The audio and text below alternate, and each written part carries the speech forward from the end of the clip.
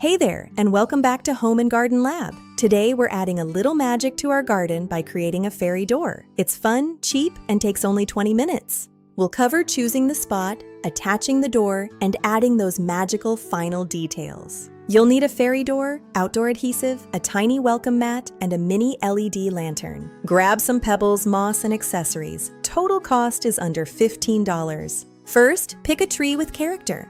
Textured bark and interesting roots make the best spots. Look for a flat area about 6 to 12 inches from the ground. Avoid loose bark. Gently brush away any debris so your adhesive sticks perfectly. I'm using this cute wooden door with tiny hinges. It's the centerpiece of our project. Apply a generous amount of outdoor adhesive. It's weatherproof and very strong. Press it firmly into place and hold for about 30 seconds while it sets. Quick check with a level app to make sure our fairy entrance is perfectly straight. Now for the best part, creating a magical little scene around our new door. Every fairy needs a welcome mat. It adds such a charming touch. Next, add a lantern to light their way home. That warm glow is just enchanting. Create a free walkway using pebbles from your garden and sprinkle some moss around.